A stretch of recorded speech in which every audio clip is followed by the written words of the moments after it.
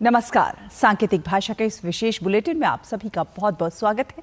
आपके साथ मैं हूं शहला निगार और मेरे साथ मेरी सहयोगी दीपाली, जो साइन लैंग्वेज में आप तक खबरों को पहुंचाएंगी। शुरुआत हेडलाइंस के साथ। जम्मू कश्मीर विधानसभा चुनाव के पहले चरण के लिए नामांकन का आज आखिरी दिन। 18 सितंबर को होगा मतदान। कांग्रेस ने 9 और नेशनल कॉन्फ्रेंस ने 18 उम्मीदवारों की पहली सूची की जारी।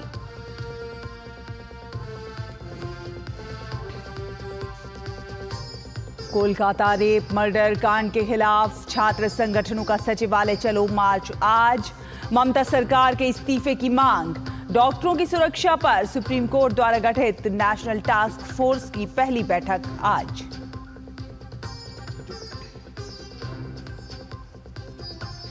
झारखंड के पूर्व मुख्यमंत्री चंपाई सोरेन 30 अगस्त को रांची में भारतीय जनता पार्टी में होंगे शामिल। कल गृह मंत्री अमित शाह से की मुलाकात।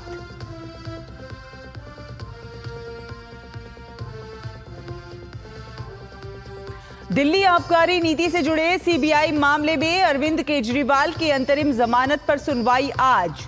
राउज एवेन्यू कोर्ट ईडी की पूरक चार्जशीट पर करेगा विचार।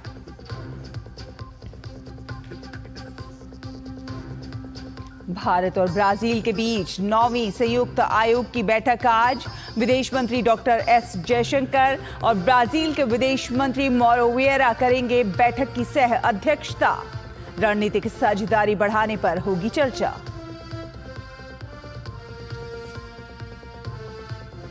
मौसम विभाग का पश्चिम भारत के कुछ हिस्सों में तेज वर्षा का अलर्ट। गुजरात में भारी बारिश के कारण आई बाढ़ के कारण स्थिति खराब। पूरे गुजरात में आज सभी प्राथमिक स्कूल रहेंगे बंद। बलूचिस्तान में बलूच लिबरेशन आर्मी का 130 पाकिस्तानी सैनिकों को मारने का दावा। 36 घंटे के भीतर कई हमलों को दिया अंजाम। बीएलए ने हमले के वीडियो किए जारी। US Open tennis Dominic Thiem पहले दौर में हार कर बाहर। अलेक्जेंडर ज्वेरेव अगले दौर में पहुंचे। महिला एकल में गत विजेता कोको गॉफ दूसरे दौर में पहुंची।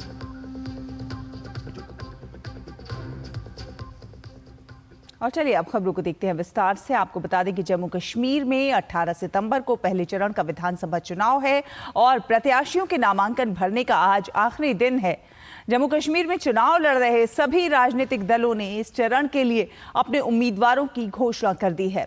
इस चरण में अनंतनाग, शोपियां, कुलगाम, रामबन, किश्तवाड़ और डोडा जिलों की 24 विधानसभा सीट पर मतदान होगा। आज नामांकन दाखिल करने के बाद कल नामांकन पत्रों की जांच होगी। नामांकन वापस लेने की अंतिम तिथि 30 अगस्त है।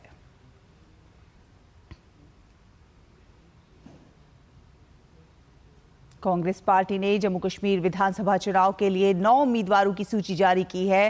कांग्रेस ने त्राल से सुरेंद्र सिंह चन्नी, देवसर से अमानुल्लाह मंटू, दूरू से गुलाम अहमद मीर, अनंतनाग से पीरजादा मोहम्मद सैयद, इंदरवाल से शेख जफरुल्लाह, भद्रवाह से नदीम शरीफ, डोडा से शेख रियाज, डोडा वेस्ट से डॉक्टर प्रदीप कुमार भगत, बनिहाल से विकार रसूलवान को अपना उम्मीदवार बनाया है। जम्मू कश्मीर में कांग्रेस और नेशनल कॉन्फ्रेंस के बीच सीटों का बंटवारा हुआ है। कांग्रेस 32 सीट पर तो नेशनल कॉन्फ्रेंस 51 सीटों पर चुनाव लड़ेगी।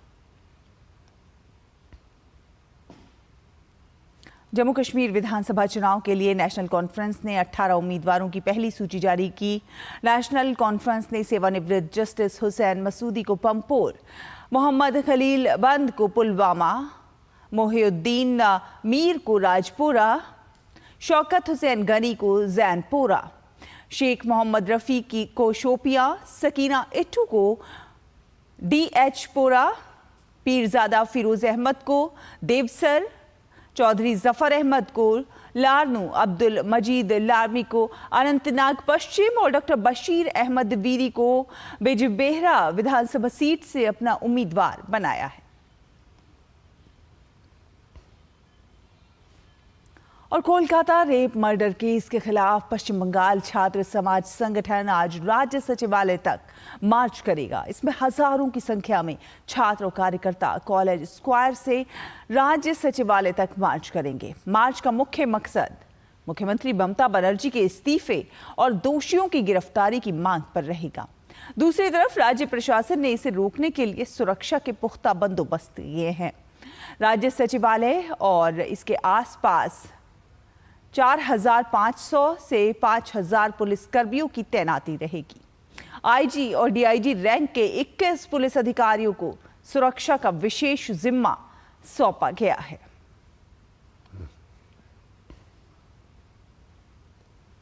चिकित्सा कर्मियों की सुरक्षा और उनकी कामकाज की स्थितियों के संबंध में सिफारिशें करने के लिए सुप्रीम कोर्ट की ओर से गठित राष्ट्रीय कार्यबल की आज पहली बैठक होगी। ये बैठक नई दिल्ली में होगी।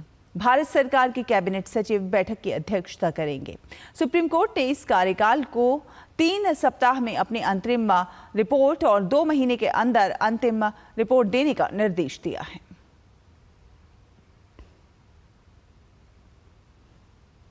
झारखंड के पूर्व मुख्यमंत्री और झारखंड मुक्ति मोर्चे के वरिष्ठ नेता चंपाई सोरेन 30 अगस्त को रांची में भारतीय जनता पार्टी में शामिल होंगे।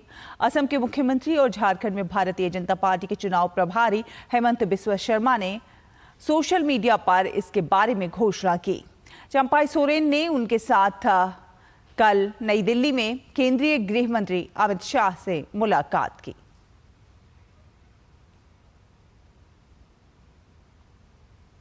और दिल्ली के कथित आबकारी नीति से जुड़े सीबीआई मामले में अरविंद केजरीवाल की अंतरिम जमानत पर आज सुनवाई होगी। इससे पहले सुनवाई के दौरान दिल्ली की राउज एवेन्यू कोर्ट ने आज के लिए बढ़ा दी थी। विशेष न्यायाधीश कावेरी बावेजा ने मामले की तारीख 27 अगस्त तय करते हुए कहा था कि अदालत को उसी दिन केजरीवाल और अन्य के खिलाफ दायर ईडी के पूरक आरोप पत्र पर भी विचार करना है।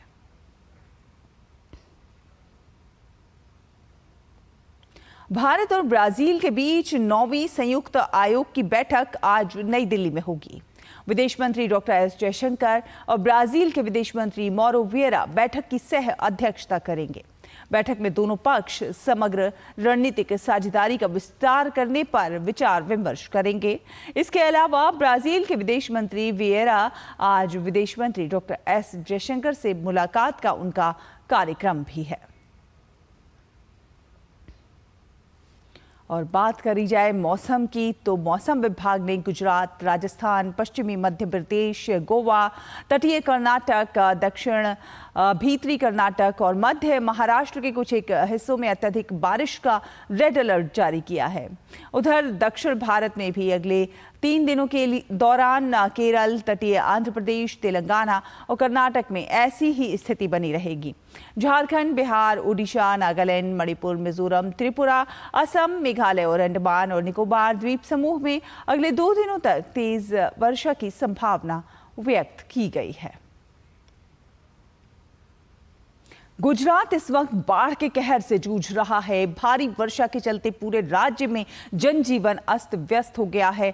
मौसम विभाग ने गुजरात में तेज बारिश का अलर्ट जारी किया है। पहले से ही गुजरात में भारी बारिश के कारण बाढ़ की स्थिति हो गई है। भारी बारिश के अलर्ट के बाद राज्य के सभी प्राथमिक स्कूल आज बंद रहेंगे। गुजरात में अत्यधिक वर्षा का चेतावनी के मद्देनजर मुख्य सचिव राजकुमार की अध्यक्षता में एक समीक्षा बैठक में सभी जिलों के प्रशासन को पूर्व आवश्यक तैयारियों और सतर्कता के निर्देश दिए गए हैं। अंतर्राष्ट्रीय खबरों में, बलूचिस्तान में बलोच लिबरेशन आर्मी ने 130 पाकिस्तानी सैनिकों को मारने का दावा किया है। बलूच लिबरेशन आर्मी ने 36 घंटे के भीतर 2 अलग अलग हमलों में 68 शत्रुओं और 62 सैन्य कर्मियों को मारने का दावा किया है। इस दौरान उसने बेला कैंप और बलूचिस्तान के मध्य राजमार्ग पर कब्जा करने का दावा भी किया है। बात करें खेलों की तो साल के चौथे ग्रैंड स्लैम यूएस ओपन की शुरुआत हो चुकी है। फिलहाल इस प्रतियोगिता के शुरुआती दौर के मुकाबले खेले जा रहे हैं। पहले दौर के मैच में ऑस्ट्रिया के डोमिनिक थीम हार के साथ प्रतियोगिता से बाहर हो गए। उन्हें अमेरिका के बेन शिल्टन ने हराया।